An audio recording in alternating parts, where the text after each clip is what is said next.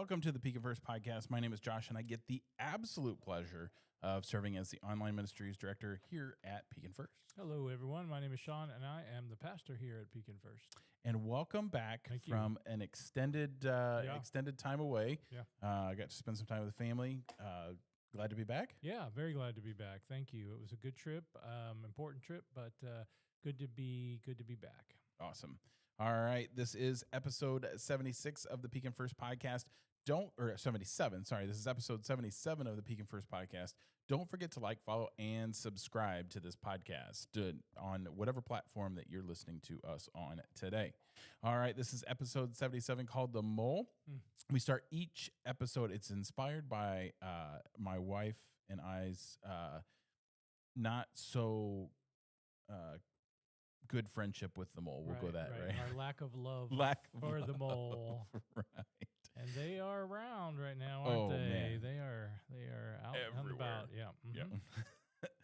Yeah. We start each episode off with this week's personal best. This is something good that has happened in your personal life over the week. And Sean, I'm going to let you start. All right. I think I'll talk about Sunday, which was Mother's Day, and a great day for us. A good time to just celebrate my wife and my daughter, actually, who is not quite a mother yet, but will be a mother in about a month now. So this is exciting times for us as we prepare to receive our first grandbaby into the world. So our daughter Courtney lives in Nashville, Tennessee, and we got on the phone with her and had some good conversation. But it was fun to be able to say happy almost Mother's Day to you. And Sandra and I cooked out and had a nice day. It was a beautiful day around here. So just a good day. Church that morning and a good meal and relaxed time and time with family. So good stuff. Absolutely. Awesome. So yeah, she's getting really close. That seems like that just flew by. Yeah, it sure did. Yeah. Yeah. June 14th is the due date, so right around the corner. At least she doesn't have to go through the hot summer being pregnant. That's horrible, from what I understand. Yeah. So my personal best, and quite honestly didn't think about this till about 5 minutes ago, is you know what? Me and my wife got to spend some time this weekend together. We were very busy. With we got to be together during that busy time. Yeah. And over the past few weeks, we have been in and out of volleyball tournaments with Emily and just so much going on in our lives with the grandbabies and the kids and finals for the kids and just stuff like that. We were just so busy. It was so nice to have a weekend, kind of like you had Mother's Day. We had a weekend where we could just spend some time together. And we did a little shopping. We did a little working in the yard, just a little bit of everything. And it was nice to connect that way and get to spend some time together and do some projects together and all those things. Yeah, listen, if you and your spouse are having a hard time trying to figure out how to get together and do stuff, it doesn't have to be anything major. It does not have to be a trip to Hawaii. That'd be nice, but Sandra and I drove to Florida when we went down, and we did that intentionally for a couple of reasons. I didn't want to pay for an airline ticket that they're outrageous right now or stand in those lines. So we decided we were going to drive, and it gave us quality time to just be together. We had not seen each other for a lot. She's been busy with theater. I've been busy here at the church. And gosh, just sometimes just being in the car, going out back in the yard, working around, puttering around, doing something together. Those are great times, quality times of being together as a couple. Yeah.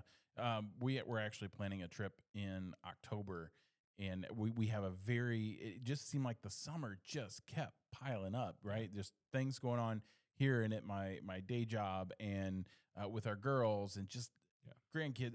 Everything just kept piling up. And I'm like, okay, we're already into August, and then September's Marigold Festival. That piled up on me. Yeah. I'm like, okay, after that, we got the opportunity. My cousin's got a birthday coming up, and he's in Florida. So we're going to take the long way to Florida. We're going to see your sister. We're taking a week and a half. Good. And it's something I'm so looking forward to. Yeah. Just that week and a half of just me and her, and we're driving. Yeah. So it's going to be awesome. I agree. I'm super excited about that. Absolutely. All right, this is episode 77 called The Mole. The mole relates to faith primarily as a symbol of inner sight, trust the unseen, a quiet persistence. While sometimes viewed in biblical context as a symbol of uncleanliness, or it's mentioned in Isaiah 2:20, a creature to which idols are cast, a mole is more widely seen in spiritual and symbolic context as an animal that trusts sense over appearances. So I found some interesting facts about a mole. Mm. Now I have to tell the listeners that this was uh, inspired by me and my wife's not so um, lack of love, Lack as you of said, love, lack yeah, of right, love, right. as you said, Right, right. with the mole because Right. they go into her garden and Yeah. that is her happy place, Yeah, right? That's this time of year. Yeah. She's in the best mood Yeah, all year yeah. right now. Yeah, yeah.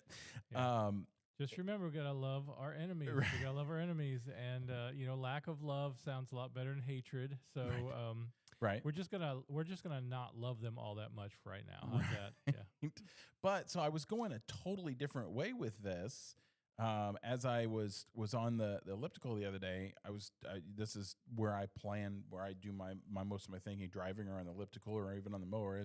When Heather Robertson was here, I got to mow that week and I was really refreshed from doing that.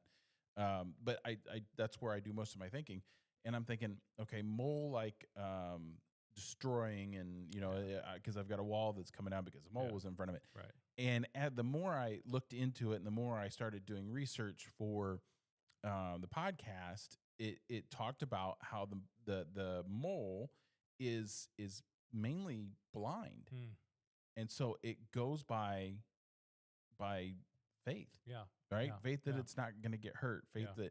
that. So some interesting facts about moles: they consume 70 to 100% of their body weight daily in worms, grubs, and they tunnel up to 18 feet per hour. And they remain active. They're the only outdoor creature in their class of creature that remains active all year round. Mm. So they tunnel so deep that they stay warm. They don't freeze. Eastern moles can create 160 feet of new shallow tunnels in a single night.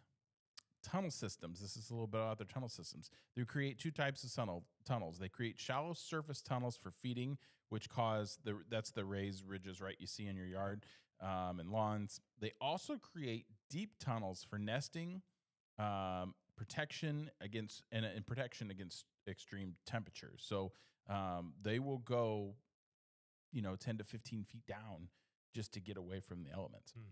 Mm-hmm. Soil aeration. Now they can damage lawns, and we all know that. And they can hurt. I've got a large wall, if you will, or a terrace, if you will, and they can create some damage. However, moles improve the soil aeration, and they consume many destructive insects in your yard. So a mole is mostly good, right? Yes, it causes some damage. Yeah. I remember seeing a reel where there was this guy had a pretty small yard, and he decided that because the mole was aggravating him so much, he poured gasoline down the hole. Yeah. Yeah. Right, and then he lit it. Yeah. And then his yard blew up. Yeah. Yeah. Yeah. So Not they a can wise cause idea. some damage, but Yeah. they lead their whole life in the dark, not knowing what's 2 feet in front of them Right. Right. at 18 feet a day. Yeah. Yeah. Yeah. I feel like that the primary spiritual connection here to these critters is this idea of faith and trust. That they, I learned more about moles today than I've ever known or wanted to know ever in my life. But this idea of them kind of going on instinct as they move through, it just kind of, it really does remind me of the call to the disciple, to the follower of Jesus, to the Christian, wherever we're at on our Christian journey, and I know people listening have been Christians for years, some people maybe they're not even Christian yet. They just, kind of found us and thought, well, let me find out what this is all about. Moles is interesting to me. But the foundation of our Christianity is faith. It's this idea that we act in a way that we can't see. Faith is the substance of things hoped for. It's the evidence of things not seen, according to Hebrews chapter 11, verse 1. And that's what this mole reminds me of, and they're really not out there to try to do harm. It just causes a nuisance sometimes. Mhm. And I was thinking about that earlier too, how Christians, we should be causing a nuisance every now and again. But we don't cause too many nuisances. In fact, we are probably much more aggravating and frustrating to the world around us because of our arrogance and our lack of humility and some of the other things that some of the quote unquote Christians who are our primary spokespersons out on the interwebs and out on the cable news networks seem to be. And I'm afraid that they don't represent our faith very well. We're having some flashing light problems here, aren't we? So it's kind of interesting going on here in the studio right now. But I think what I want to say is that faith is not certainty. Faith is not like I know all the answers. Faith is simply trusting, and that makes it so much easier, I think, to trust that you are, if we're going to use the mole analogy, that you're heading in the right direction, that you know where you need to go to find safety, that you know where to go. And for a Christian, we know where to go, and that's to God in prayer and in our in the way that we discipline our lives to read our scriptures and attend worship service and be in small groups and fellowship. That's how we live out our faith in the world. It's very simple. Very simple. And the hardest part of all of that is, and the mole has it down, because the mole, it trusts that there is purpose beyond what it can Right. currently see. Right. And that was, so I tell this story. When I joined the Army, my dad gave me a Bible, and I carry this Bible with me everywhere. When it was either in the car with me at all times, I carry it in my book bag now. It is always with me. And when I left for the Army, he handed me that Bible, and he said, "Walk by faith, not by sight." Yeah. Right. That's right. And that was huge to me. In seeing, not being able to, that's where as humans, as people, as even believers of faith, we all struggle with not being able to see what's on the other side, right? We want to have control. We're all control freaks, some of us more than others, Right. but we can't see what's on the other side. And that's where this came into, for me, was I struggle with not knowing what's on the other side because I'm more of a control freak than most. Right. And just knowing that God's got it. Yeah. And he continues to throw things at me that he knows that I don't know what the other side looks like. Right. He knows I don't know what the other side looks like. And he's teaching me. He's not testing me. He's teaching me that what you're doing today will prepare you for what's tomorrow. Absolutely, yeah. And I'm not an animal psychiatrist or anything like that, so I don't really know the inner workings of the mind of a mole, but I would kind of guess that moles probably, unless they are directly being attacked or they sense fear or sense danger in some way, they don't experience a lot of fear. We, as human beings, are inundated with fear. Our lives are controlled by fear, and fear is the opposite of faith. And that's where we bump up against problems. Like you said, I can't see what's on the other side. I don't know what's coming. Therefore, I need to be afraid. We may not even say that out loud, but we begin to internalize and even externalize these fears and anxieties that we have in our lives because we are lacking in our faith. We are not able to say, even though I can't see it, I'm going to trust that God is with me and getting me through it. And if we can get there, if we can just get past fear, we've said this on this podcast, I don't know how many times, but there's probably 365 or more verses in the entire Bible that say do not fear or fear not. I love the idea that there's 365 because that's one for every day, because we're going to have to deal with fear every single day. So the Bible just continually reminds us. It's certainly the most common command in all of Scripture. Do not be afraid. And that is so hard, But faith is our answer. Faith is the solution to the fears and anxieties that we have in this world. Well, and faith and spiritual growth don't happen where anybody can see it. Mm, You know what I mean? yeah. So the mole, using the mole as a reference, Yeah. the mole is constantly underground, constantly in the dark, not being able to see where it's going, but you don't know what's going on Mm, below the ground, right? yeah. Only what you can, those little humps that you can see in the ground. So let's relate that to Christianity. Of some people can only see you going to church. Yeah. Some people can only see you going to Bible study. You don't know what they're doing under the surface, what is happening in their soul Right. with their faith. Right. And it goes with developing your faith. It goes with acts of kindness. Just the things that you do that you don't want recognition for. Right. A lot of people, when they give money or they give whatever they do, or a meal or whatever they do, I know a lot of people that give to St. Jude, for example. It's in the news now, that give to St. Jude, and they want zero names mentioned. Right. And they're when I give to St. Jude, it asks, "Do you want your name mentioned?" Right. No, Right. I don't, Right. because it's not while I'm doing it. It's a growth thing. Yep. It's as I'm reading the Bible, I don't preach that to other people. I will, if somebody is looking, as you're you were talking, and I can't remember, my weeks are running together. Talking about discipleship, Mm-hmm. you know what I mean? You don't knock on doors and tell people about your faith, but Right. if somebody, you can feel somebody needs a little help. Yep. That's where that all comes Right. in, and it's all done under the surface. Yeah, Jesus said, "Don't let your right hand know what your left hand is doing."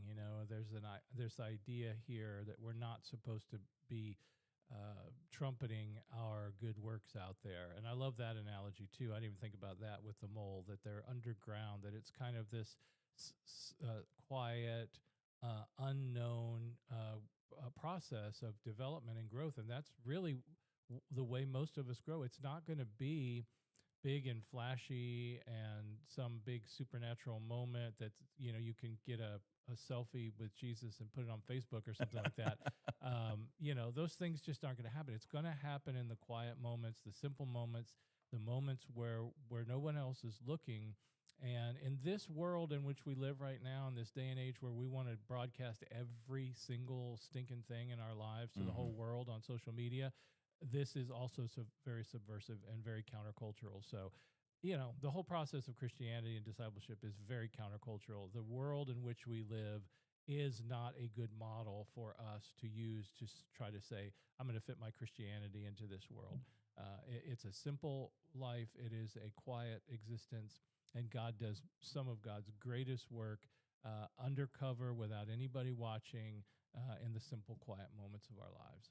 Well, and I relate to this all the time with things that happen in my life. I feel like I'm constantly in a hurry, and when God wants me to slow down, He's going to have the train come through, right? And as I'm in a hurry, I'm sitting in traffic, and there's a train in front of me, Right. and there's a reason for that, and it does a lot. You don't know what God is protecting you from, Right. as in it's all done underneath the surface, right? God just does Right. things like that Right. to protect you. Yeah. And, the mole, I'm just thinking too, and this is stretching the metaphor way too far here, but the mole eats, what'd you say, up to almost 100% of its own body weight? It eats, we're not going to pull it, 70 to 100%. Okay, you know what that says to me? From a spiritual perspective, we are to be feasting on the Word, feasting on Christ, feasting on our faith. That much, as much as they eat, we should also be hungering and thirsting for righteousness. Jesus said that also. And, so there's that analogy we can use. The idea that these moles are probably not super fast at what they're doing. I've never seen a mole really, but they probably are pretty lethargic, and they pretty, they pace themselves pretty slowly. That goes to what you were saying about patience and just taking our time through life. We rush through everything. The world tells us you got to be super fast. You got to have everything instantly. You got to post everything out there for the whole world to see. And this idea of Christianity and what it means to be a disciple of Christ is absolutely antithetical to all of that. Absolutely. I caught this in a reel, if you will, or a saying. All life. Let's try that again. A life of faith is not always lived in the spotlight. Sometimes it's lived one tunnel at a time, trusting God in places where visibility is low, but purpose is still great. That's awesome. It's funny how that stuff comes up. Yep. You know, when you're searching stuff and all of a sudden the reel pops up on Facebook. Sure. It's in. Yeah. Well, listen, people, just be moles then. Let's just all kind of figure out what it means to be a mole in our lives. So that's good stuff. I'm glad we talked about moles today. I was outside all weekend with my wife. You know what I mean? I love it. And I'm like, I wonder. We could find some spiritual truths around pretty much anything. Anything for sure. And if you want to know more about the Bible, or you need to dig into your faith, I'll use that. Yes. You need to dig into your faith. We have plenty of programs going on in and around Pekin First, in and out of the spotlight, if you will. Yeah. We've got the open table coming up in June. Is that June 6th? June 6th. Yep. Oh, look at that. I remembered off the top of my head. Yep. June 6th is the Open Table Cafe is coming up.